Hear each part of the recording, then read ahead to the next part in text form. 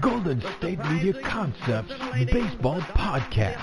We cover everything Major League, from spring training to the World Series. We've got your favorite club covered, from New York to Boston to LA. This is the Golden State Media Concepts Baseball Podcast.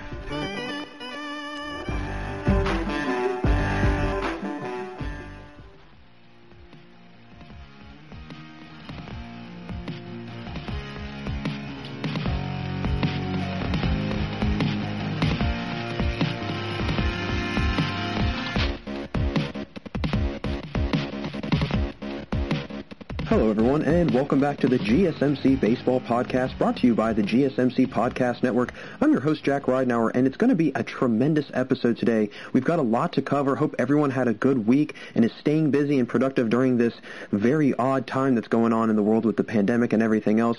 With school starting up soon, I'm sure a lot of people are becoming busier by the day. I know for me, I've started to gear up for the start of school with the online format that's going to be happening this upcoming fall. It'll definitely be interesting, and I haven't had much experience with online classes, but I'm sure it'll be a great experience nonetheless.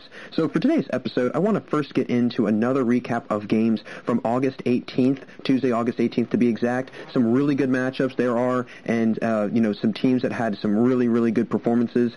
Also, afterwards, I want to get into this whole debacle the Indians have had in their locker room, and which players for Cleveland are in a little hot water recently with the decision they have made. Afterwards, I'll get into ESPN's recent power rankings and run down where teams were placed 1 through 30 and critique the picks, which ones I liked and didn't like, and then re-pick my top 10 teams of the league right now. Some may come as a shock, some may not, but it'll be a very interesting segment nonetheless. And be sure to stick around for the final segment today, as I'll give my early predictions for the playoffs and which teams I think could make a legitimate run and which ones have fallen out of the race. So I'll jump into the recaps for today because there was a lot of really good baseball on last night. I'll get it started first with the Brewers and the Twins, and this was a really interesting game. Kanata Maeda actually had a no-hitter going into the ninth inning. It was broken up by an Eric Sogard single to lead things off.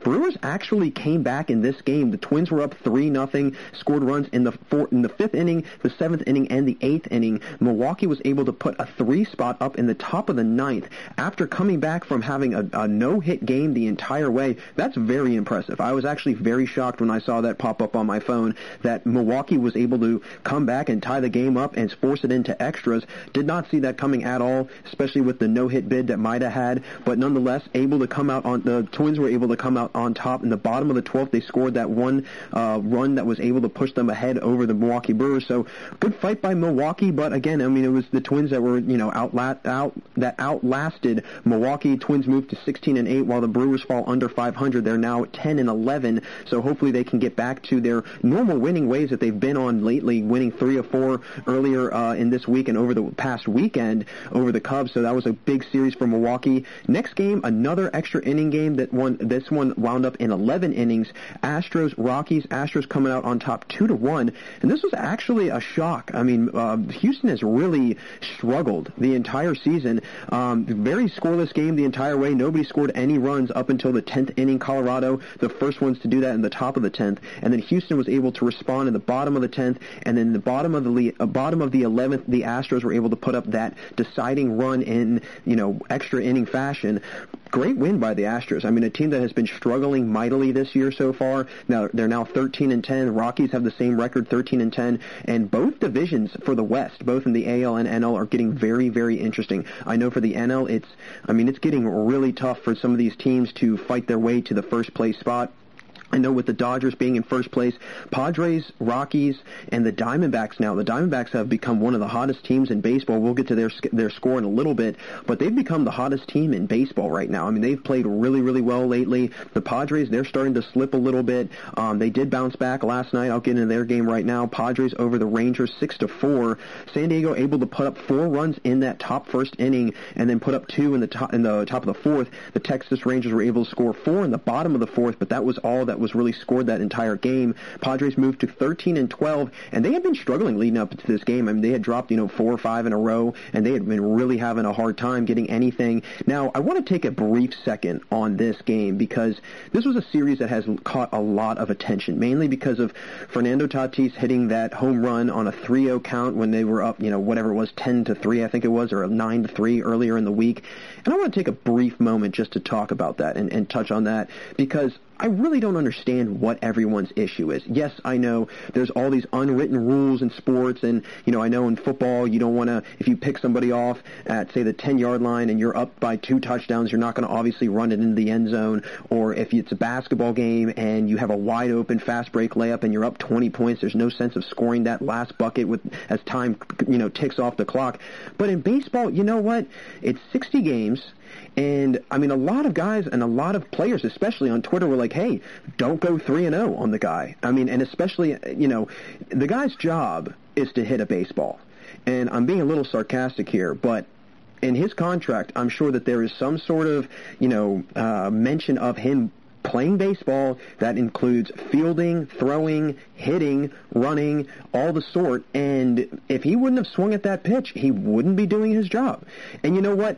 If it comes down to, I'm not quite sure how they're going to break down the tiebreaker, if there is a tiebreaker down the road come playoff time. But if there is, they could go back and look at runs that were scored as opposed, look at what teams did in terms of their offensive production and who scored more runs and this, that, and the other, and it's the difference right there. If he had let that pitch just go in for, strike one and get the count to 3-1, who knows what would have happened? He might have popped up the next pitch, or he might have grounded out into a double play or whatever, but I don't know what everybody's, big deal is about, Tatis, being a little flashy and a little showy. The same thing with Juan Soto. Juan Soto catches a lot of flack for how he is on the field and how he carries himself.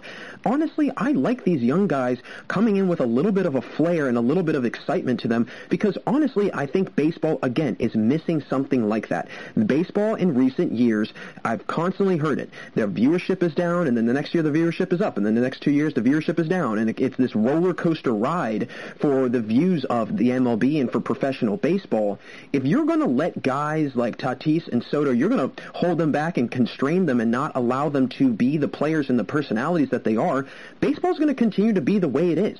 And I know for me and for many other diehard baseball fans out there, we don't mind. But at the same time, if you want to bring in those general fans and try and attract new fans into the game, allow that to happen. It's okay. It's all right. These guys are young. They're having fun. They're 21 years old playing professional baseball. I could only imagine how I would act if I was a 21-year-old professional baseball player. I'd be out there having a lot of fun because you're doing something that 99.9% of other people that are your age are not doing. So for everybody out there that's got a problem with what Tatis did, I say to you, sit back and look at how baseball is viewed right now.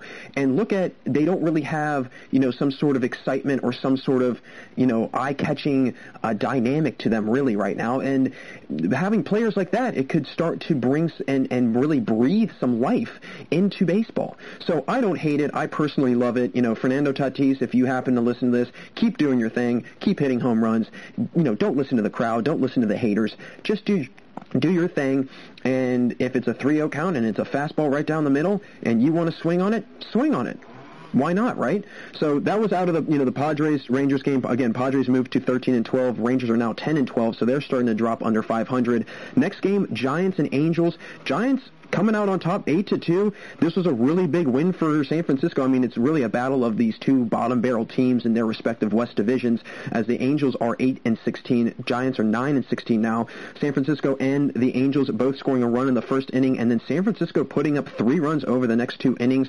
They ultimately were able to put up another 2 runs in the top of the 5th and 2 more insurance runs in the top of the 9th. Angels were only able to get 1 run in the bottom of the 9th. So big win out of San Francisco, a team that has really had a hard time this year. And I know that they've got a couple guys on their team, Donovan Solano being one of them that's had a really good year. Mike Yastrzemski, he hit a home run. Great year for him also. I mean, over 1,000 OPS. Donovan Solano's hitting over 400. And, everybody's talking about Charlie Blackmon and how well he's been playing, but nobody's really paid attention to Solano, I feel. And I know that goes back to a point that I make a lot. If you're on a team that's going to be good and gets a lot of notoriety, you're going to get noticed more no matter what. You're just going to get much more airplay and people are going to pay attention to you more. So because the Giants don't really have a whole lot of airplay and a whole lot of pull since they're, an under 500 team, I feel like Solano kind of gets, left in the dust and he kind of falls by the wayside, and he shouldn't. I mean, he's a very good baseball player, and, credit should be given where credit is due.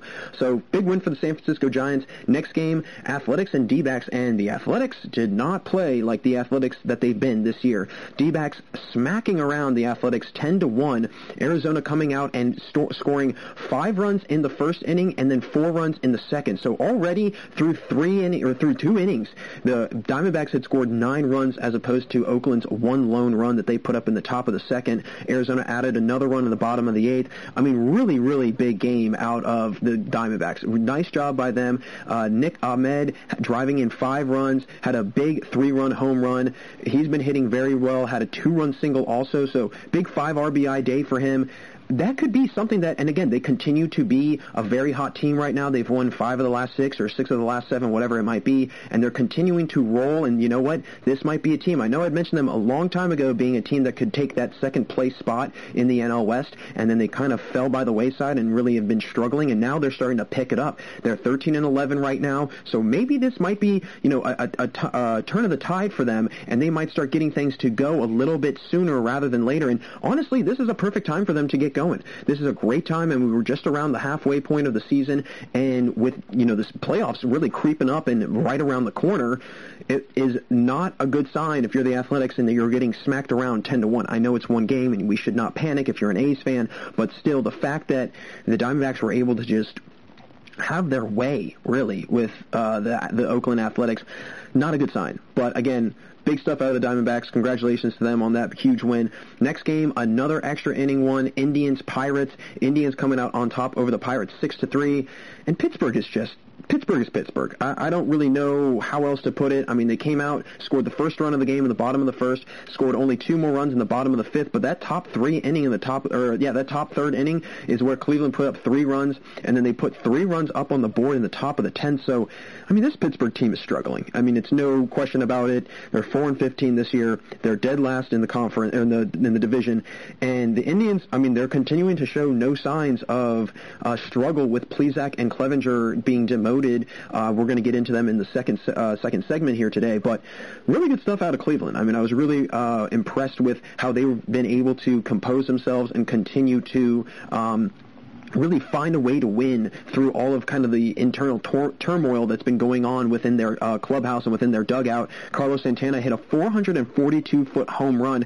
I don't know about anybody else, but I've been noticing that there have been a large amount of, long home runs, and I don't know what that has to do with. I don't know if it's just guys are starting to continue on this trend of, very powerful, strong hitters, or if it's the lack of fans. Maybe that does something to the stadium and the atmosphere in the ballpark. I have no idea. But some of these guys have been hitting 450, 475-foot home runs consistently over and over again. I mean, every single night it sounds like there's another 440-foot home run or 425-foot home run or whatever it might be. So really, really big win for the Indians. But again, they didn't really have a whole lot of competition going up against the Pirates. So next game, Rays and Yankees. And this is a very, very good matchup because these are the 2 top teams in the AL East. And they're really going to fight it out, I think. And I know that everybody looks at the Yankees like this incredible, indestructible, dominant lineup. They've had some injuries happen to them lately with Stanton going down, Judge going down, LeMahieu going down. They do still have Gleyber Torres. They still have Gio Urshela. They still Gary Sanchez, but he's really struggling for the plate this year. Luke Voit. They've got a lot of good players that can pick up the slack if Stanton and Judge and LeMahieu are out. But still, you don't want to have those 3 guys, your 3-headed hitting monster, out with an injury. And especially with how in the recent years, Stanton's been very injury prone. Same thing with Judge. You don't want to have LeMahieu get on that injury train because he's hitting 420, 440, whatever it is this year. He's having a heck of a year. So getting them back in the lineup is going to be crucial. Rays came out on top 6-3. Great win for Tampa Bay. And again, I don't know how Tampa Bay does it. I don't know what they do down there. I don't know how their organization or their farm system is ran. One of the best farm systems in baseball. A team that's done a really nice job at developing talent. Brandon Lowe's been having an unbelievable year. He hit a 3-run home run last night. Again, Tampa Bay coming out all over the Yankees in that third inning, 4 runs in that top third frame. Then they put up 1 in the top of the fourth and 1 in the top of the fifth. Yankees were able to put up 1 in the bottom of the fourth and 2 in the bottom of the fifth, but that was all that the Yankees were able to muster up. Luke Voigt did hit a 2-run home run. Austin Meadows hit a home run for the Rays. So, again, guys are starting to get going for the Rays, and that's a very scary sight if you're any team in the AL East. I know that the Yankees have, the Yankees and the Rays don't have a whole lot of competition, minus the Orioles, and we're going to get to them in a little bit, because I really like what I've been seeing out of the Orioles, and I can't believe I'm saying that, but they've been playing very, very well lately. I have to tip my cap to them. But it's going to be a Rays-Yankees down-to-the-wire finish in the AL East, and I'm really excited to see how that one pans out. Next game, Dodgers-Mariners. And this was very shocking to see the score. 2-1, Dodgers came out on top. The Mariners, they were able to hold their own. And it was kind of shocking, a very low-scoring ball game for a team like, Los Angeles that's pretty much the counterpart in the NL to who the Yankees are in the AL. Dodgers scored the first run of the game, bottom 6th, and Seattle was able to answer in the top of the 7th, but then it was the bottom of the 8th that the Dodgers were able to hit that, get that go-ahead run. Seager hits the go-ahead RBI single. Really good win for the Dodgers, able to grind it out. Kyle Lewis with an unbelievable home run rob of Justin Turner. Really love what I've been seeing out of Kyle Lewis. I think he's going to be a player we're going to see for many years, and we're going to see a lot of really good production out of him. So if you're a Mariners fan, I would be excited for the future. I don't know what the rest of the farm system is like and what the rest of the organization is like. I know that they do have a better farm system than most teams, and they're in the top 10, top 15 or so, better half of the MLB. But right there, Kyle Lewis is a prime example. I talked about him in my last segment on GSMC, and he's one of the top, 25 and under baseball players in this league right now, and he's having a great year. So if you're a Mariners fan, get excited, because there's a lot of good things coming down the road. Dodgers moved to 18-7, while the Mariners are 7-18. Real struggle for Seattle, but this could be, a rebuild year and starting to be kind of an emergence of them rising through the AL West, and who knows, they could find themselves in the next 2 or 3 years, kind of how the A's are, having a couple lull years and having some very struggling times, and then all of a sudden you see them in their first place and they're 20-10 through the first 30 games in a couple years. So we'll see what happens with the Seattle Mariners moving forward. Next game, Nationals Braves, another NL East rivalry. Nationals coming out on top 8-5 over the Braves. Braves were 14-11 now. Nationals are 9-12. Atlanta starting things off with a 1-run bottom first frame, and the Nationals putting up a run in the top of the second, top of the third, and then also 4 runs in the top of the fifth. Then they put on 2 more runs in the top of the 8th and top of the 9th. Victor Robles with an unbelievable home run grab. Eric Thames had 2 RBI singles. Really good game out of Yan Gomez. Also, he had an RBI single. Juan Soto had an RBI single. A lot of guys got going. A lot of guys had really good days from the plate. So I tip my hat to the Nationals. They're 9-12 right now. We'll see if they're able to make any room and fight their way in the second place. I know the Braves have now made their way to the first place spot. Marlins are now second. Marlins might start slipping. I hate to say that, because this is a team that I've been very excited about, and I've really come to I don't want to say appreciate, but really admire just how well they've been able to bounce back from the COVID-19 outbreak that they had earlier this year. Could I see them start to falter a little bit? Yeah, I could see that happening, just because it's a team that doesn't have a piece or a player or players that have been in situations where their team starts out very strong and then it kind of just fizzles out from there. And they fall, and they, get put on the back burner, and they go on the top shelf, and we never hear about them again, and we forget about them. They don't really have that piece right now, but they do have some guys that have been hitting well this year, so we'll see if Miami is able to pick up the slack again. Actually, speaking of Miami, their next game, Mets-Marlins. Mets came out on top 8-3. The Marlins are now moving to 9-8, so they're nearing that 500 mark. Mets are now 11-14, still under 500, but the Mets and Marlins were scoreless until the top of the third. Mets scored 1 run in the top of the third, and then 2 in the top of the fourth, and then they put up 5 runs between the 7th and 8th inning. Really good game for the Mets. Again, a team that has kind of been disappointing, in my opinion. I thought that the Mets were going to be a lot better this year, and they really have not proved that yet. Ahmad Rosario had a 3 RBI game, had a solo home run. Really nice job out of him. He's having a good year for the Mets.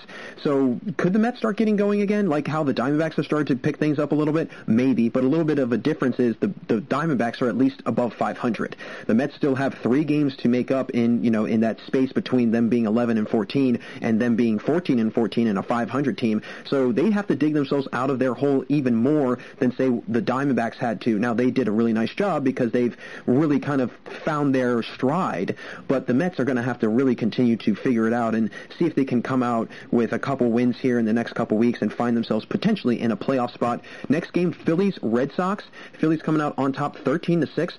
Phillies are on a roll right now. I'm actually very shocked with how well the Phillies have been playing. They came out struggling this year, but they've really started to pick up the slack, and they're starting to play much better baseball as of recently. They're 9-9 now. Red Sox, they continue to struggle. I mean, the Red Sox are a mess right now, and I hate to say that. Well, do I hate to say that? I'm not a big Red Sox fan, but regardless, you don't want to see a team that's that storied struggle that bad, but at the same time, it's, you know what, at least we're seeing other teams start to bubble to the surface and start to make a name for themselves and not the conventional Red Sox and Yankees and Dodgers. Now, Yankees and Dodgers are having a really good year, of course, but the Red Sox have lost a lot of pieces. I've mentioned that many times before. When you lose 4 of your 5 main rotation guys and you lose Mookie Betts, it's hard to make that up. And Rafael Devers has not been hitting well. J.D. Martinez has not been hitting well. So it's a combination of a lot of things that is going on in Boston right now that they need to figure out. But I think that they're really going through a rebuild phase right now. And I think that in a couple of years they're going to be back to their normal selves. A 7-run 6th inning for Philadelphia. That was really the big difference. I mean, Boston came out and they were actually leading Philadelphia 3-0 going into the top of the 4th. Phillies were able to put up a run in the 4th, the 5th, 7 in the 6th, 1 in the 7th, and 3 in the 8th.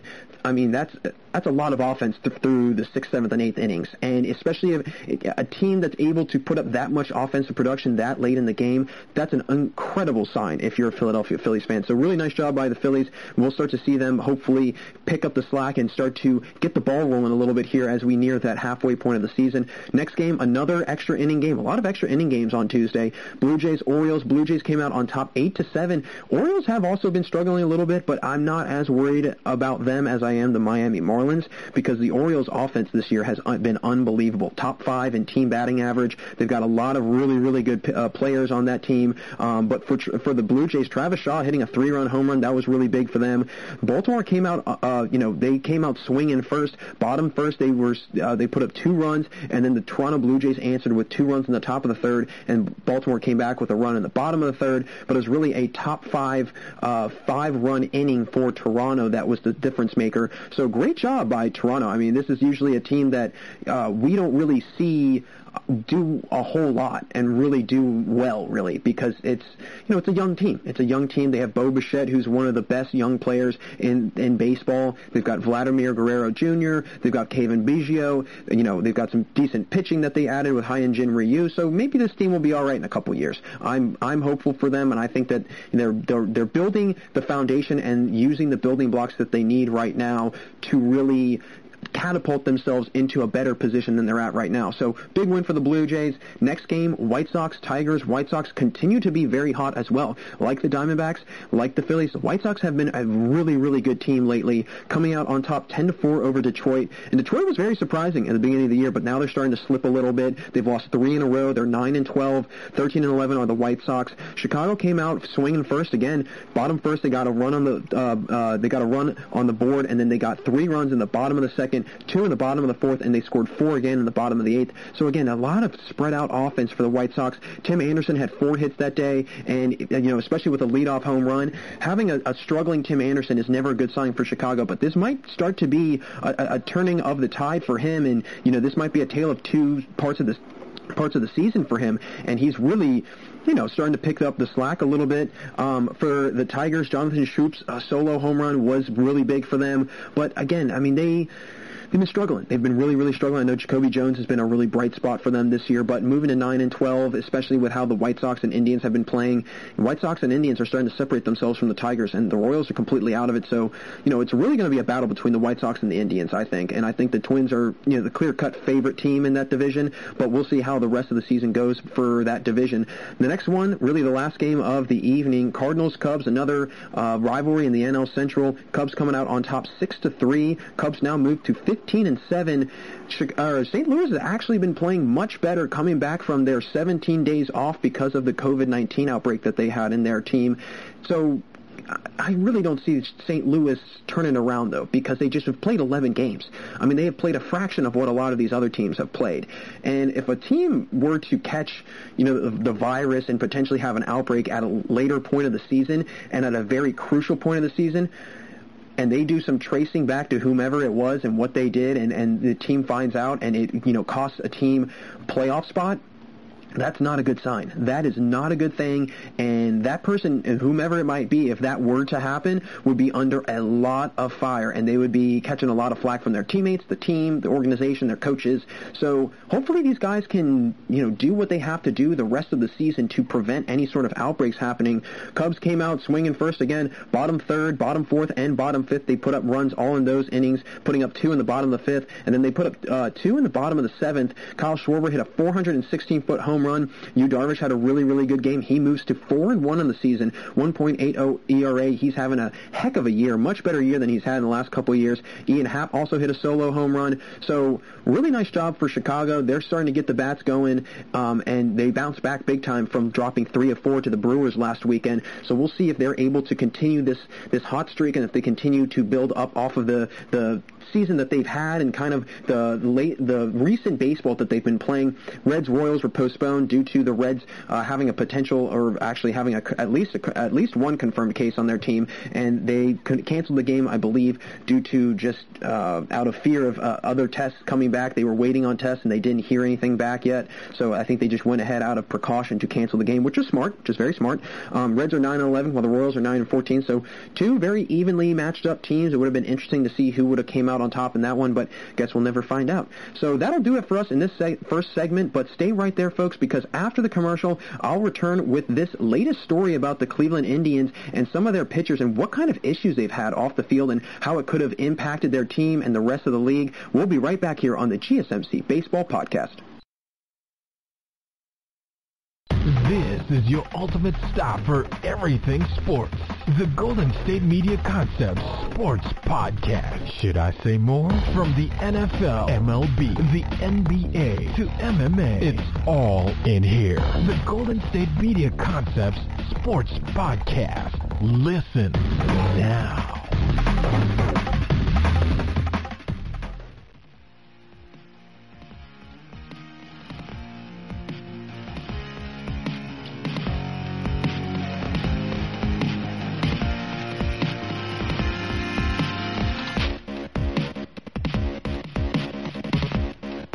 Welcome back to the GSMC Baseball Podcast. Jack Reiner here with you all, and in our last segment, I gave my usual rundown of games from August 18th. A lot of really good games that happened, a lot of extra inning games. Don't go anywhere after this, folks, because later on in the show, I'll be sharing my playoff predictions for this season and where teams are currently at in their respective divisions. I want to discuss a recent story that pertains to the Cleveland Indians that could pose not only health issues in the locker room, but for them and for really everyone else, but also internal issues within the team that could have a lasting impact on their squad this year. So this was a story on ESPN written by Jeff Passan, great baseball insider for ESPN, and he discussed a team meeting the Cleveland Indians had on Friday, August 14th, internally within their team, in their clubhouse, and the team was not happy with 2 members in particular, Zach Plesac, who I have mentioned many times before with how good of a season he is having, and Mike Clevenger, who is also having a stellar season for Cleveland. According to the sources in Passan's story, teammates of the 2 pitchers were not too happy with how they not only had been conducting themselves in terms of their lack of following proper COVID-19 procedures, but also how they were deceitful in telling their teammates the truth. In the meeting, pitcher Oliver Perez was apparently so irate that he claimed that he would leave the team if they were to rejoin the team in Detroit this past weekend. The 2 pitchers had apparently broken protocol by going out in Chicago when the team was there playing the Cubs. Now, both pitchers did receive demotions for their careless behavior, and some players on the team did accept their apologies, but a lot of the Indians players were not happy with how they lied to them about their whereabouts. Plesac was actually the first one caught as he was coming into the team's hotel room in the early hours of August 8th. I need to take a pause right there. I need to take a pause because if you are a professional baseball player and you know that people are going to pay attention and that they know what you look like, for the most part, you're going to have I don't want to say a spotlight following you around, but you're going to have a target on the back of your head, because people are going to know who you are, and if you're out breaking protocol, people are going to make comment of that, especially with everything that's going on in the baseball world and really in the world in general. And a starting MLB pitcher, and you're aware of what's happening in your league. Recent testing, some teams have had outbreaks, some have had really big outbreaks, and there's just it's a lot of issues that it's with this, and I just can't really comprehend why or how these guys were doing this, or why they were doing this. I mean, I understand.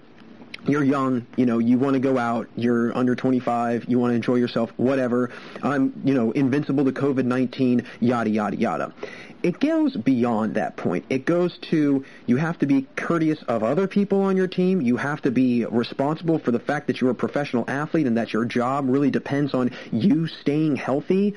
There's a whole lot of unpacking in this, and there's, many, many layers to this onion. And I don't blame the team for being mad. Quite frankly, I'd be fuming. Beside the point of him risking people getting sick, like I mentioned, his actions could have caused them to have an outbreak possibly, which would have then led to canceled games, and at that point, it affects a widespread number of teams with cancellations, so their actions could have an even heavier impact outside of just getting people sick. Now, Clevenger was confronted on the team plane about what he had done the night before, and he was untruthful with what he did. They both tested negative, but when you also factor in that a teammate of theirs in Carlos Carrasco, who had treatment for leukemia last year, who's a very susceptible and prone person to catching the virus, you're risking the lives of other people and their health, especially teammates. You just can't, have a night out and enjoy you can't do that right now. And I know that probably stinks for everybody, but we have to get through this in order to enjoy ourselves later on in life. And it's just a big problem I had with that. And especially if you know that one of your teammates is susceptible to catching the virus,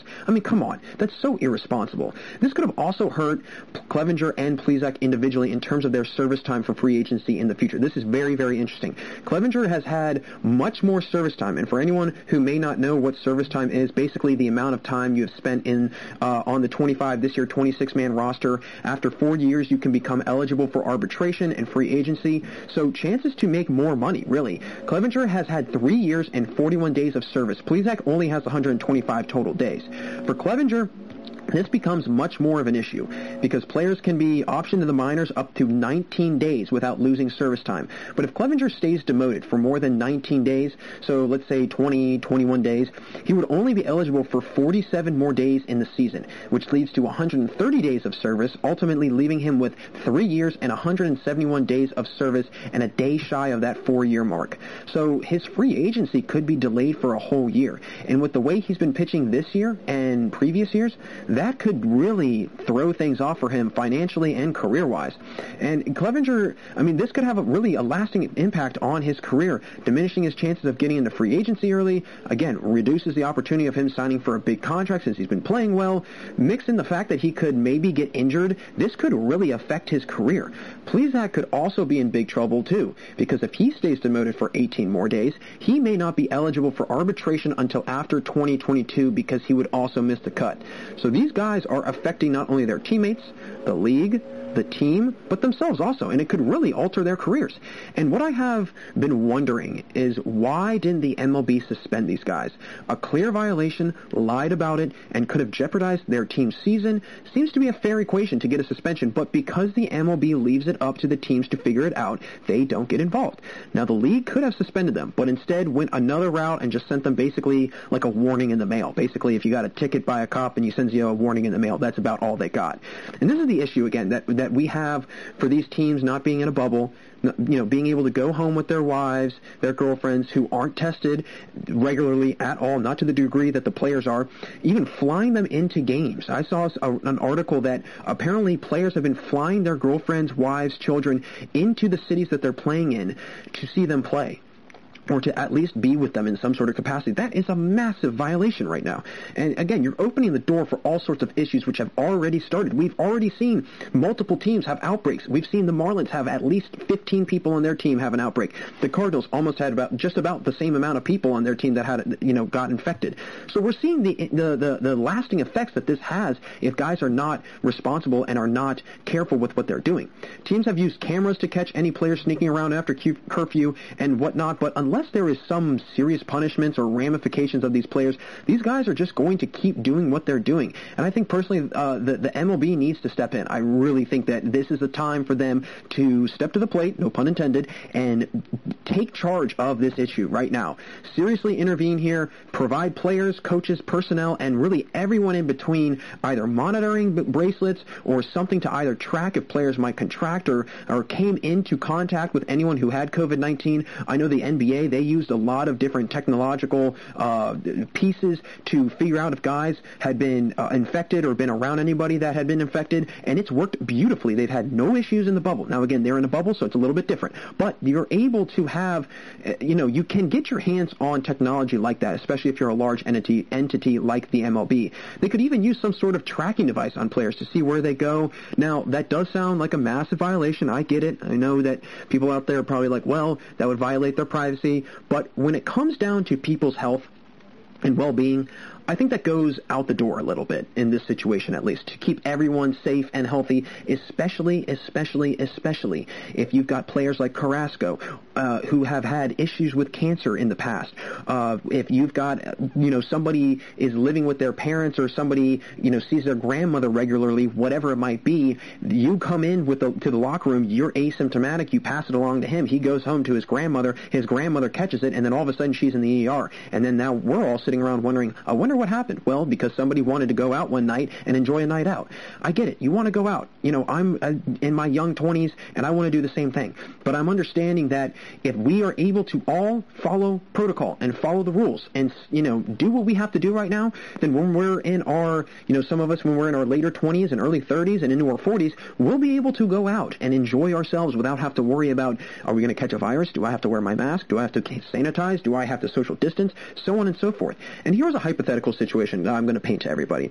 Imagine if either Clevenger or Plesac tested positive for COVID-19, and the team found out that they had gone out, or even worse, that they lied about it, and it came out that they tested positive. I think the repercussions of that would be severe.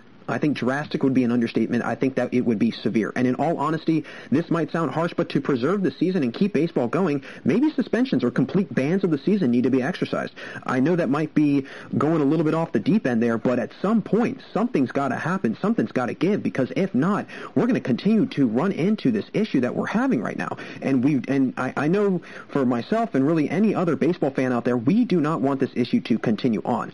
And I look to Rob Manfred, the commissioner of the MLB, once again to step up and do something. Interject, intervene, whatever, and just take over. You are the commissioner. You can stand up and hand out strict punishments for guys who aren't following the rules. And again, the fact that he's allowed the teams to have free reign and delegate rules and regulations as they please, it's become an issue. We keep seeing it. Proof is in the pudding. When you have at least 2 teams with severe outbreaks, and you've had at least 1 positive case every single day since July 26th, so what was that, 3 days into the season, 2 days into the season, and you've had a positive case every single day since then. I know that, Dr. Anthony Fauci, one of the leading disease experts and virus experts in the country, has given props to the MLB for taking care of this, and I know Rob Manfred has publicly spoken saying that he's actually very pleased with how the teams have been doing and, the proper procedures that teams are following. But again, if we keep running into this problem, let's say that one day we've got 2 teams that have massive outbreaks, and then all of a sudden now instead of just, 3 or 4 teams being affected because of one team contracting the virus and having an outbreak, now you've got 2 teams. Now you've got double the teams that are affected because all of those games are going to get canceled. And it's just a ripple effect. It's a snowball effect, and you don't want that snowball to start going.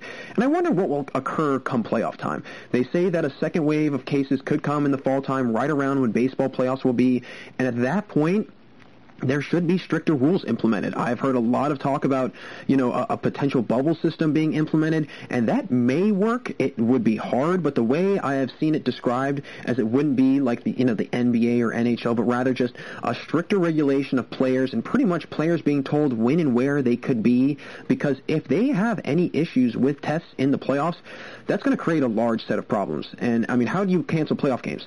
Do you extend the playoffs at that point? Do you shrink the rosters down even more? Do you force teams to make, say, 2 lineups that alternate between games to reduce contact? I was sitting at home over the weekend, on Monday and on Sunday, and I was wondering of all the different scenarios that baseball could play out if they wanted to minimize or almost use a quote-unquote bubble-type system in order to fix this issue. And the 2 lineups, in all honesty, that might sound like kind of a headache and kind of a bigger issue because the rosters are dwindled down this much, but if you go to the taxi squad and you bring up a couple guys, and I know it's a playoff time, you don't want to do that, but if it comes down to it, and if every team is doing it, then it just evens the playing field. Everybody has to bring up, X amount of taxi squad guys. You have to mix in your team with the taxi squad guys. There has to be, strict regulation, and there has to be extreme testing amongst all the players and make sure that nobody is contracting or contacting anything. You just alternate the lineups.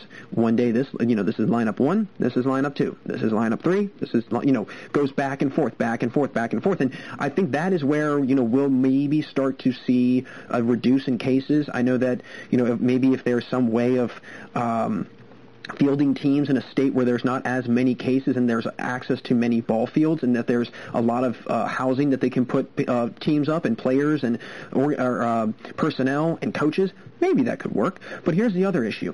A lot of the states that have all of those ball fields, like Florida and Arizona, where the minor leagues or the spring training games are played, and a lot of these MLB teams' spring training facilities are, there are massive hotbeds for this right now. They are some of the highest case states in our country. You can't do that, because especially with how guys have been acting right now. Case in point, Clevenger and Blizak, these are 2 guys right now that are messing it up for everybody else. And the Indians, I have to say, they've been doing very well. They really have shown no signs of slowing down, so maybe this won't affect them. But I think that down the road, if these guys are continuing to stay demoted, it could affect their team. And then if you look back at this season, again, another hypothetical situation. Let's say the Indians next week or maybe a week after start to go on a little bit of a downturn and lose 5 of 7 or 6 of 8 or whatever it might be. And then all of a sudden they are slipping out of the playoff race. And then you got the White Sox just moving their way up, just leapfrogging over the Indians and going right to that second place spot.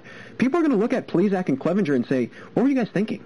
You guys really dropped the ball. You guys left your teammates in the dust, and you were not responsible teammates. Why was everyone else on the team able to follow the rules, but they weren't? Not to mention, what kind of bars were open that late in Chicago? Aren't they not allowed to be open? I thought, I'm in Pittsburgh, and everything is, they close everything at about 11 o'clock, maybe midnight. So if they were out, at the wee hours of the early morning, I don't know what kind of club or what kind of bar they were going to, but definitely were not social distancing there. So I don't mean to, sound so harsh on this, but when it's just things like that are so careless and so they're very unnecessary, they're easily fixable problems that these guys just wanted to completely ignore and say, I'm going to do my own thing, I'm not going to follow these rules. Well, again, now we have this issue, and now they're receiving a lot of backlash. And now when they come back, they might have some teammates that don't want to deal with them. And I actually saw something that possibly, down the road, we could see one of these guys, if it comes back to really bite them, maybe they get traded. Maybe that is, another, scenario that gets played out that could happen with them. And, they look back and say, well, we trade them because they're just irresponsible, and they weren't doing what they're supposed to be doing. Now, this might come down, down the road, no time soon, but who knows? I know the trade deadline is coming up very soon, so maybe one of them gets dealt. And if they do, it's not going to only hurt the Indians, potentially, but it could, also jeopardize the health of another team because these guys are being careless. So there are a lot of what-ifs when we get to the playoffs and, really later on in the season, and I'm sure that, they will be addressed, and I'm sure we will address them and talk about them because it is a sticky situation these teams could find themselves in come the fall time. It could be a big-time nightmare, and it could be a big-time headache for some of these teams. I'm hopeful that these, tests and with these irresponsible actions that other players start to realize the impact their foolishness could have on everyone, which would result in some larger issues that people couldn't imagine. I could only guess what a playoff team having an outbreak in the middle of a series would look like, and it would send a shockwave, I think, throughout the entire league that could affect everything this season. And again, let's say it's, game 3 of a series, later on in the season, and, it's a 2-1 series between, I don't know, I'm just going to throw out 2 teams, the Cubs and the Rockies. We'll just throw those 2 teams out. They probably won't meet up with each other until, later playoff rounds, potentially, but they could play each other in the first round. Who knows? We'll have to see. But let's say the Cubs and Rockies, one of them has a massive outbreak in the middle of a playoff series. What do you do then? How are you going to go about that? Are we going to cancel playoff games? Are we going to extend the playoffs? I mean, they're not extending the baseball season. They're just saying, well, we can't really make up those games, or we're going to have to figure... I mean, they'll probably go to the doubleheader, the 7-inning doubleheader games. They could maybe, reschedule the game for, another date. I don't know what they could do. Then literally there's... I think I don't know if people have braced themselves for it yet, or if people have thought about it yet, but if you're in the MLB right now and you are, a part of whatever department is trying to figure that out, you should probably come up with a plan of action, because with the way that guys are being right now, and with the irresponsible actions that we have seen from many players on multiple different teams, it is bound to happen. It is bound to happen, and who knows? Maybe that there's a down-to-the-wire playoff finish, and there's a team that needs, that one extra game to hopefully push themselves into that a second wild card spot or whatever, and somebody contracts COVID-19 on their team. Well, they're out of the race now. And then it becomes a whole nightmare of, well, who's going to come in that second wild card spot? How are we going to delegate that? What's that going to look like? It would be a massive headache. So hopefully these guys can get it, figured out, and they can continue to be responsible and not be so careless with, their actions and with what they're doing right now. Because if they have any sign of finishing out the season and finishing it out strong, they're going to need every single player to do their part. Every single coach, every single manager, every single, I don't care if it's the bat boy all the way to the guy that's hitting 350. Everybody's got to play their part in order for this to move forward. So that's going to wrap it up for us in our second segment here on the GSMC Baseball Podcast. Thanks again for tuning in. And coming up after the commercial break, I'm going to share ESPN's recent power rankings of all 30 teams. I'll discuss which teams fell in what spots, where I really liked, which teams I liked in those spots, and which teams I did not like in those spots at all, and I will rearrange the top 10 as how I view it right now. So don't go anywhere, everyone. We'll be right back here on the GSMC Baseball Podcast. Tired of searching the vast jungle of podcasts? Now listen close and hear this out. There's a podcast network that covers just about everything that you've been searching. Hey! The Golden State Media Concepts Podcast Network is here. Nothing less than a podcast bliss with endless hours of podcast coverage.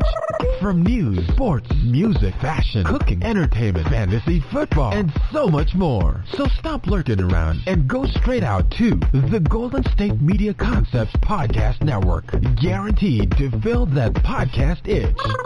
Whatever it may be, visit us at www.gsmcpodcast.com. Follow us on Facebook and Twitter, and download us on iTunes, SoundCloud, and Google Play.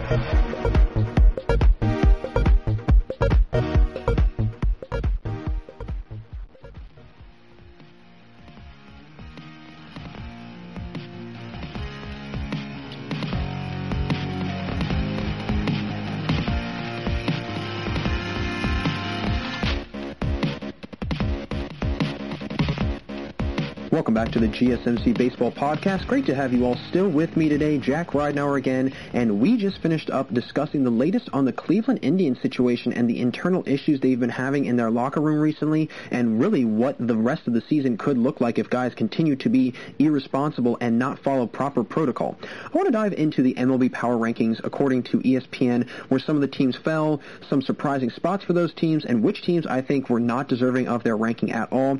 So ESPN came out this past week with their power rankings, and they were interesting to say the least. Top 5 goes like this: Dodgers, Yankees, Athletics, Cubs, and Twins. And then just to briefly run through spots 6 through 30, just to give everybody kind of a context of where everybody is falling.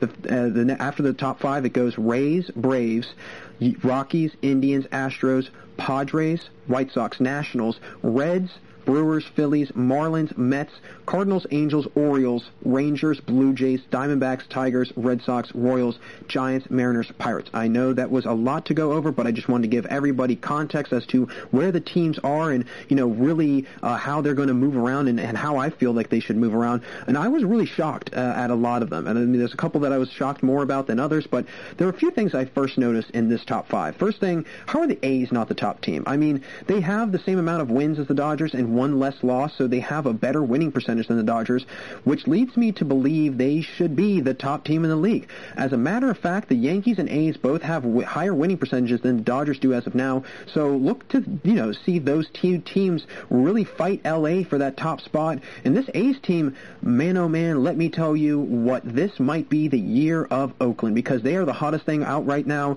The Dodgers offense is so high-powered, though, and I think that is what is pushing them ahead, leading the league in home runs and RBIs, a high-powered offensive team that is hard to compete with. Also, their pitching has been absolutely lights out, leading the MLB in team ERA. Kershaw starting to get going. Dustin May's having a really good year. So this could be a very solid, legitimate top, ranking for the Dodgers. I do like to see the A's there just because it's a different feel and a different team that is in that top spot, but I do understand why the Dodgers are there. The Cubs also moved up 2 spots from 6 to 4, and after the week they had, having a few games canceled, losing 3 of 4 to the Brewers, I'm not sure how they moved up 2 spots. I'd have them down a little bit, in my opinion. A team that has been pretty solid most of the way, but slipping recently to a division foe, never a good sign, especially the Brewers, who are floating around 500. They're right under 500 now.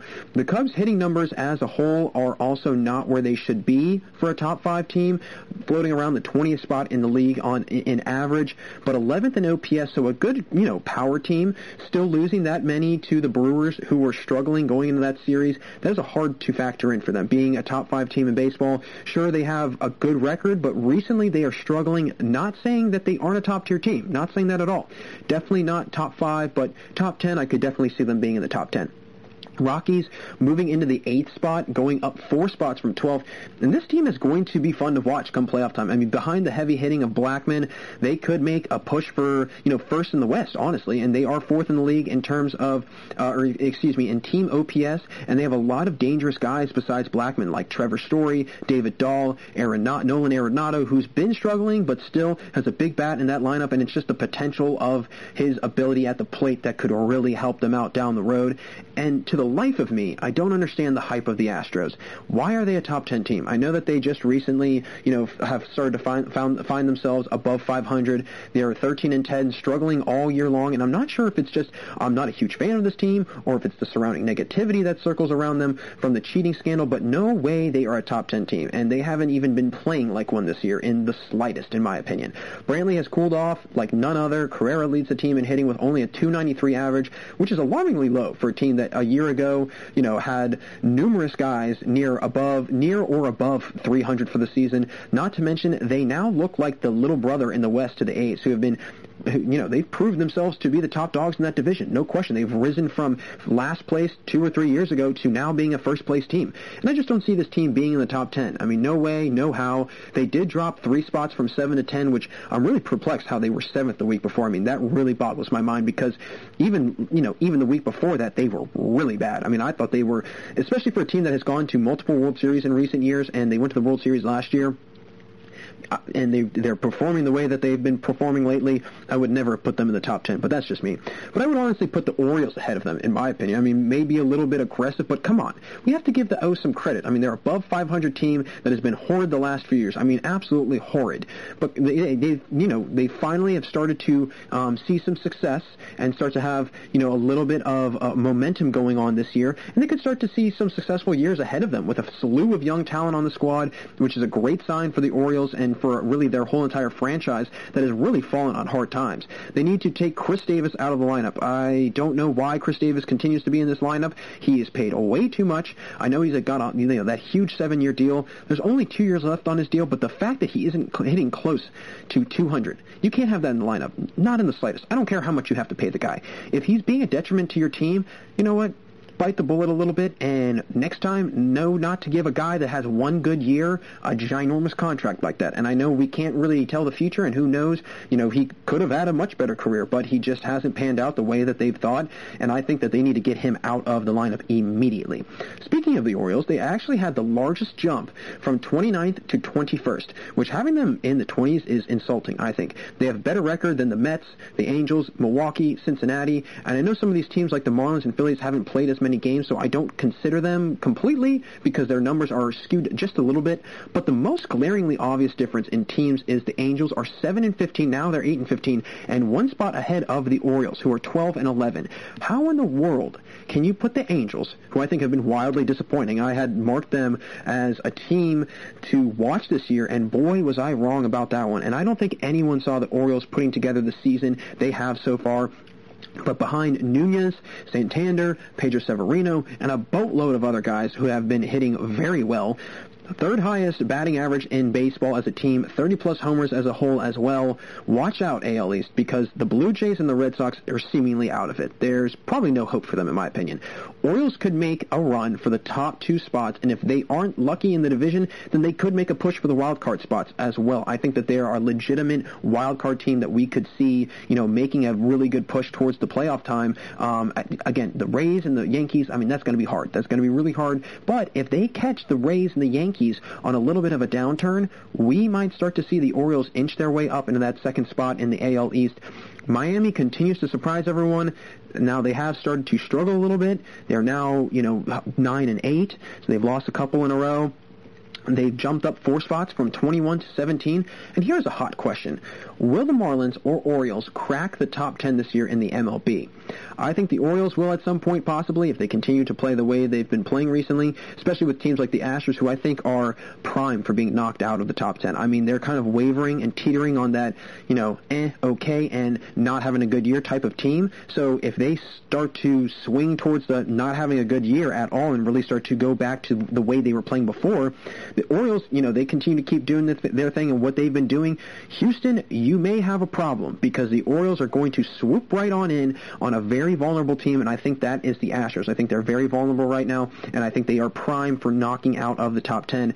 Miami, I think, could also inch their way into the top 10, but they would really need some teams in front of them to start slipping. They would really, I know the Phillies have been playing much better as of lately. The Mets are disappointing. The Nationals have not, lived up to the expectations, and quite frankly, I think it was, in my opinion at least, I did not see the Nationals trying or making the run that they did last year. I think they're a team that needs a lot more games, and they need a lot more time to, get going and kind of get warm, if you will. So I'm not shocked that the Nationals aren't playing very well. But again, the Marlins, they could really make a lot of noise. I'm just as floored as everyone else is about them, and I think the same thing goes for the Orioles there. After the Tigers earlier in the season, I think those two teams are the next two, or really the first two surprising teams in the MLB so far. One team that has started to slip a little bit is the Padres. They went on a 5-game losing streak. They've been struggling as of late. Their bullpen has really been giving them fits, and for a team to be top tier, I feel, especially this year, you need a good solid bullpen, and the pitching has also given up the 5th highest home run total this year. So a team that gives up a lot of home runs, but they do score a lot of runs, and they are great at getting guys in a really good scoring position, league leader in stolen bases as a team, so they can move guys over and get them in good position to drive in runs. And not to mention having Tatis and the way he's been hitting. Trent Grisham's been hitting, pretty well this year. Will Myers has been hitting all right. This is a team that could, we could start seeing a little bit more and start hearing a little bit more. We've already heard a bunch of it, but I feel like most of it's just been surrounding Fernando Tatis. And if he starts to play the way he's been playing, continue that role, this Padres team is going to be really dangerous come playoff time. One team I could see taking a tumble out of the top 10 in addition to the Astros is the Indians. They haven't shown signs of struggling without Plesac and Clevenger, both not with the team right now, like I mentioned in my last segment. But if they continue to stay in demotion and not rejoin the team, this could build up for them possibly and could really snowball with Shane Bieber really having to hold the fort down in that rotation. Not to mention the internal turmoil we talked about in the last segment. Like I said, they have a lot of that right now, and it's never a good sign, especially moving forward, and especially with a team like the White Sox who are starting to, get hot, and they're right on their heels. So one false move by the Indians, and they're going to get leapfrogged by Chicago, and it might be hard for them to get back into that second spot. Now, after the Dodgers, Yankees, A's, Twins, Cubs, the Rays, the Braves, Rockies, Indians, and Astros, like I mentioned, are next in line. And to be honest, I don't hate these rankings. Minus the Astros, but the Rays have been having a really good year. Brandon Lowe playing incredible baseball, being named the AL Player of the Week for an incredible week. 4 homers, 10 RBIs, a 4.48 average. So they have a lot of weapons on this team that I think will be around for a while. And if they can keep this momentum going, they move up a little bit further, they could really start to find themselves in a position where they could very well have home field advantage to the playoffs. I mean, we'll have to see, but I think that they could really make a lot of noise in the AL East, as they've already been doing. The Twins did take a little bit of a dip from being third the week before to fifth, and with Jose Berrios, who is supposed to be their ace, throwing a 5.92 ERA with a 1-3 record, they can't have that now. I think that Randy Dobnak will be their ace this year, one of the top pitchers in the AL, and he's been playing very, very well, putting up the numbers to really back being an ace on a team like the Twins. So hopefully, Berrios could get going a little bit and start to, find his, stride and really start to play better than he has been in the season so far. 2 teams I need to mention that seem to just stay very level the entire time, and one of them I think is going to strike more towards the playoffs, honestly. The Nationals and the Reds. I know I said earlier that the Nationals, I don't think that they're going to do what they did last year, but they might be able to do it. They do have the potential to do it.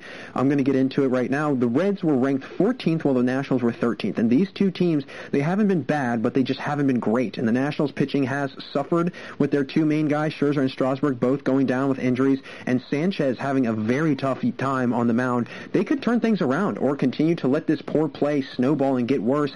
They're, again, another team that's kind of teetering on. They can make a run. They could not make a run. They're right there on that fringe. They're a fringe team, as I like to call them. The Reds are an interesting case, however. They have a lot of power in their lineup and a solid MVP candidate in Castellanos. Jesse Winkler has also been hitting the mess out of the ball, and their pitching has been pretty solid across the board with, Sonny Gray making his case for a possible Cy Young year, as well as Trevor Bauer. So a team that isn't all that dissimilar from the Nationals. Their problem is Eugenio Suarez, who is a 40-plus home run type guy, is struggling mightily from the plate. And not having his bat perform for them hurts them. I mean, it really does. And hopefully they are able to kind of get things going with Moustakas coming back into the lineup, so that could boost their offense a little bit, but they could start to get going. But I think for most of the season, we've been waiting for them to get on a roll, and it just really hasn't happened yet. So I'm not going to obviously reorganize the entire 30 teams, but I will reorganize the first 10. And, I feel, there are some teams I'm going to put in where I think are the proper spots. First team, I think Athletics. I mean, they've been on a tear that can't be ignored. They are right there, making a case for one of the best teams in baseball this year, without a doubt. Dodgers, as it pains me to put them here in the second spot, they deserve it, even with a struggling Bellinger in the lineup. The Yankees coming in at third. Stanton and Judge out right now, and LeMahieu out also does hurt, but they are still putting up unbelievable numbers, and they're still able to get, wins in that win column. Rockies coming in at fourth. Yes, a top 5 team might be a little aggressive, but I can tell you one thing, this team is here to stay, and they aren't going to fall off. As long as Blackman leads the charge, they'll be okay.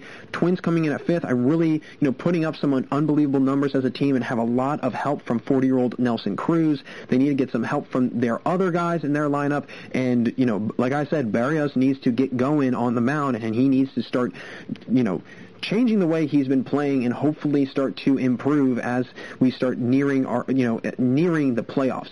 Braves coming in with 6th. With the young core they have, they just need the pitching to figure itself out, and they'll be just fine. I really do think that the Braves are a team that they're kind of a quiet superstar team. They're kind of a quiet top tier team, but they are a team, and teams like that are the scariest, I think, because they can strike when you least expect them to, and it could really come at a poor time if you're their opponent. And if you're, let's say you're fighting for the playoffs or whatever, the Braves, they're a type of team that are unforgiving. If you give up any sort of runs to them, they're not going to allow you back into the ball game. So I'm putting them at 6. Rays coming in at 7th. Brandon Lowe, I mean, he's been doing all he can for this team, and it's really starting to pay off. I mean, they've been playing really well, coming off a big win against the Yankees on Tuesday, so hopefully they can keep on rolling here. Padres coming at 7th. Tatis is on a tear right now. I mean, he's virtually impossible to get out or, at least keep off the base path, not to mention only 21 years old. If Machado starts to help, it's going to be a big year in San Diego. I mean, like I said, they've got Will Myers, and Will Myers has been playing pretty well. Trent Christian's been playing pretty well. Chris Paddock, one of their top young pitchers that I'm not totally sold on as one of the top young pitchers in baseball. I mean, floating around a 5 ERA, needs to kind of, pick up the slack a little bit. I will say also their closer, Kirby Yates, has been having a really tough year this year. And so, and I'm going to mention him a little bit in the next segment, having a closer with a 12 ERA and giving up, 6 runs and 6 earned runs over just 4 1/3 innings, that's not good. That's not good at all, especially if you're a team like the Padres, who are going to have to start buckling down here soon, because the Diamondbacks, I mean, they're right behind them. They are knocking at the door, and, eventually the Diamondbacks are going to find their way inside somehow, some way. I don't know how, but they're going to find themselves inside of the playoff race, whether it's a wild card spot or if it's, second place in the division, whatever it might be. I think that the Diamondbacks are eventually going to figure out a way into the postseason. Indians coming at 9th. Don't let the lack of Clevenger and Plesac deter you from thinking this team will still be dominant. They could really get going behind Bieber on the mound, but again, if these guys continue to stay down and, it's being demoted, and they don't really come back, and they don't, figure it out, and they're not responsible, and this, that, and the other, we could continue to have an issue there. We could continue to really have a little bit of a problem, and I will give them that 9th spot, though, because they are one of the better teams. And now that I think about it, maybe the White Sox could have been in that 9th spot, but I'm going to leave Cleveland right there at number 9. And then my 10th team, the Orioles. I mean, shocking, I know, but you have to give them credit. They are hitting well. Pitching has been a little bit better than usual. This is going to be a fun season to watch this team play. I mean, it's already been a blast to see how well they've been playing, so hopefully they can keep that trend going, and we can see them, stick around for a little bit longer in this playoff race. So, again, that'll wrap it up for this segment, folks. Thanks for sticking around. Stay right there. We will be right back after this commercial break for the final segment today, where I will give my early predictions for the playoffs this year, which teams I think could have, a surprising run, and which teams have fallen out of the race. We'll be right back here on the GSMC Baseball Podcast. Want to know the latest in soccer? Then listen to the Golden State Media Concepts Soccer Podcast. From MLS, the World Cup, and the Premier League, we've got you covered. The latest updates, the hottest matches, and news on the league's top players. It's the Golden State Media Concepts Soccer Podcast. David Beckham scores the goal to take England all the way to the World Cup final. Listen now.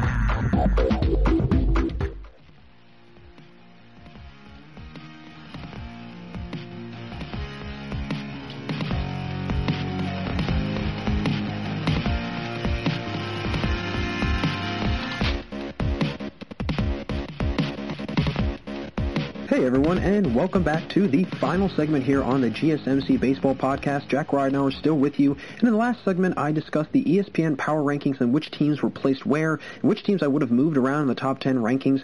I want to wrap up today sharing my playoff predictions, some updates on the standings, and which teams could make a push for the postseason and which are slowly slipping out of the conversation.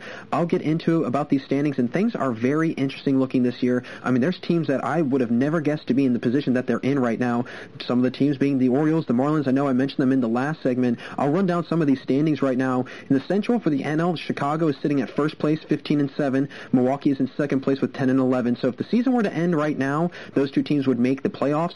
And then after that, the East, the NL East has the Atlanta Braves sitting at first with a .560 percentage winning. Again, we're going on winning percentage this year. So every time I mention the record, please ignore the record and mention and just remind yourself that is the winning percentage that's going to be looked at this year and not the record overall. Miami is now sitting in second place with a .529 winning percentage, but Philadelphia is right behind them with an even .500 percentage, so maybe Philadelphia starts making a little bit of a push. In the NL West, the Dodgers have a .720 winning percentage, sitting in first place, with the Rockies sitting at second with a .565 winning percentage, but then the Diamondbacks are third with a .542 percentage, and the Padres are fourth with a .520. So 4 of the 5 teams in the NL West are all above 500, which is pretty wild. I mean, that is pretty impressive, and that's going to be a lot of, jockeying in position for first and second place between those teams, and I wouldn't be shocked if we saw a wild card team come out of that division as well. Over in the American League now, Yankees are sitting in first place with a .696 winning percentage, but don't count the Rays out. They're right there. They're right behind them.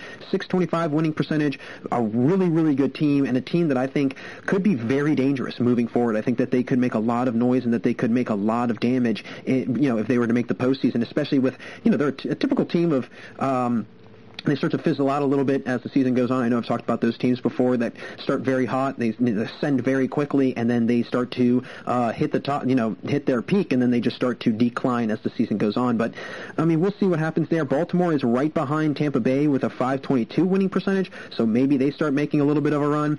Now, over in the the AL Central, Minnesota is sitting in first place with a .667 percentage, and then Cleveland's got a .609 winning percentage second, and Chicago White Sox have a .542 winning percentage, so that's good for third place. That's probably a very similar league or division, I would say, to how the NL West is. I mean, I think the NL West is probably the toughest one right now, the toughest division to play in. The NL Central being probably the easiest. Only one team being the Cubs that are above 500. Everybody else is 485 or lower. So that might be a very interesting division to look at. Also, just because a lot of the teams are very evenly spread out. Not being great 500 or better teams. And then in the NL West, Oakland is sitting in first place with a .667 winning percentage, while Houston is sitting in second with a .565 winning percentage. Again, a lot of good stuff that's going to happen in the NL West. I think that the A's are going to walk away with it, but again, we'll have to see. It's going to be very interesting. I'm excited to see how this plays out. Again, we're looking at winning percentage and not record this year, just because of all the cancellations and how teams have started to have games canceled due to the COVID-19 outbreak. So it'll be a very interesting finish this year. It's going to be a very interesting way of looking at playoffs this year, something that we've really never done before in baseball, honestly. So again, I have to say the Central and the NL, I think, is going to be a two-way race unless the Reds start to get going here soon. The Cardinals are playing only 10 games so far. We are almost to the halfway point of the year. They are very behind. I mean, really behind. And we all know the Pirates are way, way out of it. I mean, they are horrible. They are a very bad team. And I hate to say that because, again, I live in Pittsburgh and I have a lot of friends that are Pirates fans. I have family members that are Pirates fans. They are not good. They are not good at all. So there's, those teams are really out of it. The Cubs could be the second place team right now if the season were to end. Well, excuse me, the Cubs would be the first place team if, the season were to end right now, and the Brewers would be in second place. But I'm not sold on them being, really, a top. Well, they'll probably be a top 3 seed because they're going to, probably win the division, theoretically speaking, if things do pan out. But I just don't see them as being an actual second seed team. I just feel like they are a team that, I don't know what happens, but they kind of play to the level of their competitor. And as a result, they falter when they shouldn't. They lose games when they shouldn't. And so I really just don't have any trust in the Cubs being a very, legitimate second seed team in the playoffs. The Brewers have recently caught fire. I know they had, a tough loss against the Twins on Tuesday. And if they keep nipping at Chicago's heels, the Cubs are going to have their hands full. They really will. I mean, just recently dropping 3 of 4 against Milwaukee. So could that be a sign of them struggling, and start a sign of them struggling ahead in the division for Chicago? Possibly. We'll have to see how the rest of the season goes, but it'll be very interesting. Like I mentioned, only one team in that division is above 500. So it's going to be a battle between, the battle of the two 400 winning percentage teams, with the Reds and the Brewers trying to, elbow their way for that second place spot in the NL Central. And now over to the NL West. The Dodgers right now, they're the hottest thing in the league right now. They've won 6 straight, now actually 7, and they're first in the NL in terms of winning percentage. But I will say the Dodgers have their hands full, the most out of any other division leader in the NL, really, I think. Colorado is right behind them with a .591 winning percentage, but it's the offense that is the biggest thing for them. And it's the biggest thing for the Dodgers, not to mention second-best team ERA in baseball. This is a dangerous team, so I do see the Dodgers taking that one spot come playoff time, but don't count out the Rockies. I think they could have, a very big run towards that 1 seed. Now, over in the NL East, the NL East, the Atlanta Braves is they're a sneaky team. Not a big glamorous team like the Dodgers, but they are consistent, and they've been picking away at the lead the Marlins built, mainly because of the lack of games they played, and now they've actually taken back the first place ranking, and they've done a really nice job of that. Nationals do not look like the team they were a year ago, dead last in the division, and I don't see things getting better unless they can somehow, some way get Scherzer and Strasburg back to midseason form quickly. They're, again, a teetering team that could go either way. In my opinion, I give the Braves that 2 seed over the Cubs. That's just me personally. I have a lot more faith in Atlanta. They are much more consistent than the Cubs, and I mean, the Cubs are a team, like I said, they can drop a couple games at the wrong point of the season and at the wrong point of where they're going to be during come playoff time during the latter part of the season, and that is never a good sign, especially a team that in the past has actually faltered towards the end of the season when it counts the most, and that has really been kind of the biggest thing that I've noticed about them in recent years, is that they've had a couple times where they've fallen by the wayside the last 3 weeks of the season, and then all of a sudden the Brewers are going to the playoffs, and everyone's like, well, how did that happen? Well, because the Cubs they couldn't close it out. They're not closers, and that is the biggest thing that I notice about them, and I think that could definitely come back to bite them down the road in the playoffs. Now, I'm curious about the Padres, and they're struggling a little lately, but they are really riding the bat of Tatis. They're really a strong offensive team, but it's the bullpen that worries me, and I mentioned it briefly in the third segment, but they have been struggling lately. They do have a large number of holds so far this season, so overall their relief pitching has come in and got the job done, but I wouldn't say as of late that's been the case at all. This is a bullpen that was touted as the second best bullpen according to MLB.com heading into the season, so this isn't the overall theme of their pen. They do have some very good pitchers. Drew Pomeranz was very good and very impressive last year in a relief role with a 1.88 ERA. Closer Kirby Yates, I briefly mentioned him in the third segment. He's really having a rough go of it. I mean, a 12.46 ERA right now as a closer, that's not what you want to see, especially when you come off a year where you had a 1.19 ERA and 41 saves out of 44 save appearances, or save opportunities, I should say. That is, again, not a good sign. He's a perfect in save opportunities so far this year, going 2 for 2, but giving up that many runs and only appearing in 4 1/3 innings, you can't make a legitimate run with a closer who isn't able to secure wins for you at all. The West is going to be a fight with 4 of the 5 teams above 500. You could see possibly 3 teams out of this division making the playoffs, but that third team may not be the Padres, with Arizona starting to heat up on a 5-game winning streak, finally at 500, so they could fight it out for a final wild card spot, or even the main wild card spot, and who knows, it may be a fight between those teams for those wild card spots between them and the Padres. That would be very interesting, not only divisional foes, but also fighting it out for the 7th and 8th final spots in the playoffs.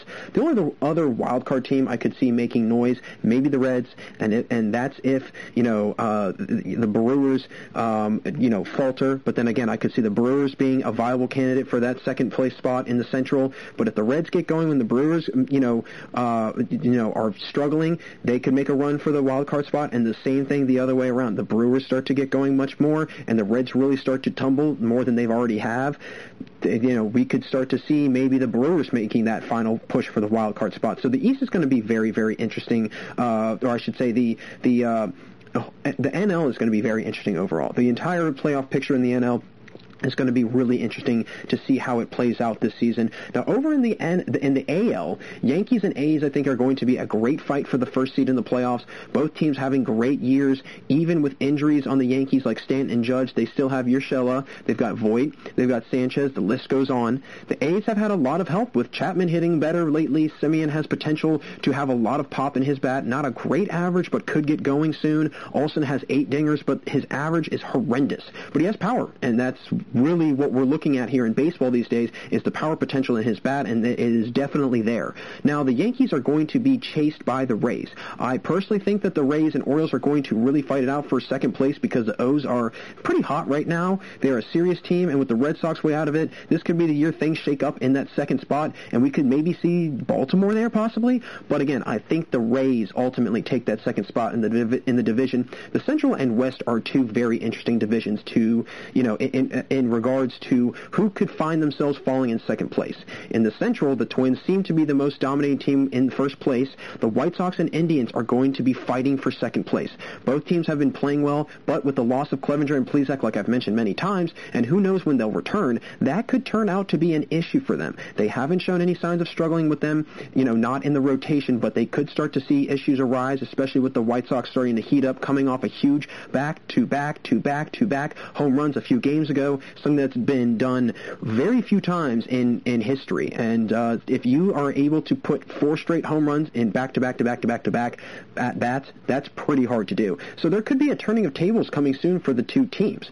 The West, however, I think it's going to be a run away with, for the A's. The way that they've been playing, even with their main guys struggling batting average-wise, they've been able to get into a stride. They haven't seemed to get out of it either, and guys are putting up power numbers. And again, that's how baseball is nowadays, a lot of power hitting and a lot of power pitching, and that is what they have. The Astros stink, in my opinion, this year. I just don't know what it is with the Astros. I don't know. Again, I don't know if it's the off-season allegations that went on with the cheating scandal and everything else. I don't know what it is about Houston, but they just irritate me. And I just, again, that might be harsh, but they are nowhere near the team they've been in previous years. They're really not. I really am not sold on them at all. And the Rangers and the Angels and the Mariners don't seem to pose any sort of threat at all, so I'm not worried about them if I'm the Athletics. Now, the Astros, maybe they start to get going because they do have a lot of star power on their team, but the Athletics have just been playing so much better, and the separation that they've created between them and the Astros, I think it's really starting to continue to separate and continue to lengthen between the two teams. Now, what it will come to is a fight for the first seed in the playoffs because, again, the A's and the Yankees, they're going to be duking it out, and I'm excited to see how these, two teams are going to fight it out, but the 3 through 5 spots, that's the toss-up. The Twins will find their way there, I think, but then you have to factor in the Rays, the Orioles, the White Sox, and the Indians, all teams that are right around the same winning percentage and are kind of on an even playing field right now. The Rays, I think, can emerge as a legitimate 4th seed, but don't be shocked if the White Sox catch heat. They start testing the Rays a little bit. The Twins should be okay with a 3rd seed, but if they slip, the Rays will be right behind them and could steal the 3rd seed. So there's a lot of maneuvering around that's going to happen in the AL. I think the NL is very similar to that, but it's a little bit deeper in terms of there's more teams that are involved, whereas the AL, it's really just a lot of, back and forth with a couple teams and certain teams. And there's not really any worry about, maybe a third or 4th place team in many of the divisions in the AL that could, come and start to make a run for it at all. So I think that the NL is a little bit more interesting, but the AL is also very, very interesting. So the way I would set the playoffs up right now would be as follows. In the NL, I'd have the Dodgers, the 1 seed, and the San Diego Padres as the 8th seed. I think the Padres make it in just over the Marlins, just barely, who I think will start to fizzle out eventually. I think Miami is going to start to go through a little bit of a down period in the season at some point, and maybe in the second half they might have a little bit of a downfall, but I think the Padres, eke their way out into an 8th spot. So we'll see if that happens, but the Dodgers, I think they're going to walk away with this one. I think it's going to be a closed-shut case for the Dodgers against the Padres in that opening round. Next matchup I could see happening, number 2 Atlanta against number 7 Cincinnati. The Reds might be a stretch at 7, but with how thin the Central is and the East really doesn't have a tough, 3rd team either, I don't think. I think it's going to make Cincinnati much more of a playoff team with the Braves winning that first round. Ultimately, I just think that the Braves, I think this is the year that Atlanta finally gets things going a little bit and they start to actually perform the way that people think that they're able to perform. Next matchup, number 3 Chicago versus number 6 Milwaukee. I think the Brewers, make it as the 2nd team in that division, and we could get a rematch of the 2018, game 163, which would be a great watch, no question. This could come down to the wire with how these teams play, but I think the Cubs will edge out past Milwaukee just because Milwaukee is just not playing that great this year, and I think that just because their whole division is down as a whole minus the Cubs, I think that's why it's easier for a team like the Brewers or the Reds to maybe make the playoffs because everybody in that division is not that great. And really, again, there's only one team that's above 500 there, so there's not a whole lot of crazy competition that a 2nd or 3rd place team is going to have to worry about. They don't have to worry about the 1st place. They just need to focus on that 2nd place spot because the Cubs are leaps and bounds better than everybody else in the division right now, I think, winning percentage-wise, record-wise, everything. So the final matchup in the NL that I could see happening, Colorado, number 14, versus the number 5, Philadelphia. Now, call me crazy for putting the Phillies in 5th, but with the Marlins dropping a few in a row and the Phillies winning 3 or 4, maybe 5 in a row, they may be a team that catches fire at the right time and make a case for second place. I mean, they're starting to slowly work their way up into that second place spot in the NL East.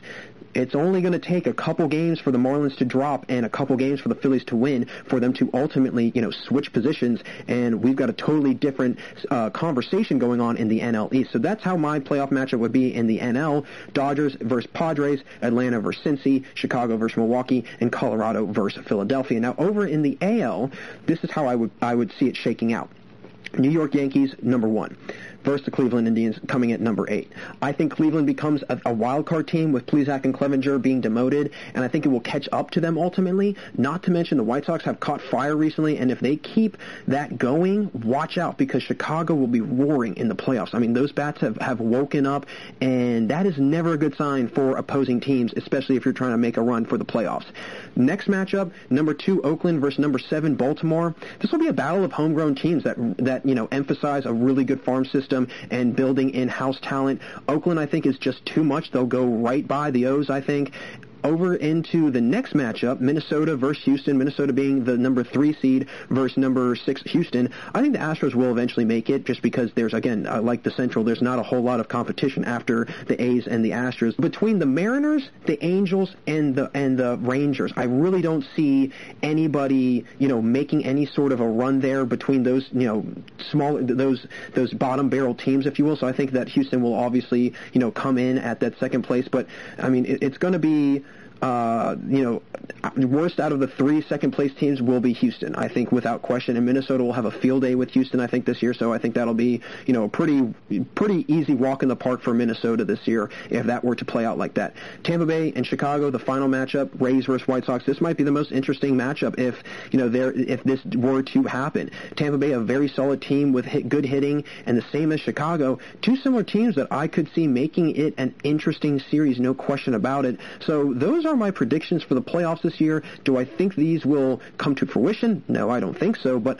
I definitely think that some of these teams will make it, and we could potentially see some of these matchups even, but I don't see all of them occurring. Obviously, we still have a little over half of a season left, so it'll be an interesting finish, no question about it. So that'll wrap it up for us here today. Thank you again for listening to the GSMC Baseball Podcast, brought to you by the GSMC Podcast Network. I would like to ask you to please remember to subscribe to the show and write a nice little review. That really helps us. Also, if you can please follow us on Facebook, Twitter, and Instagram, that always is a big time help, and we can continue to give you all updates on latest episodes and content and much, much more. So again, thank you so much for joining me and tuning in today, and have a fantastic day.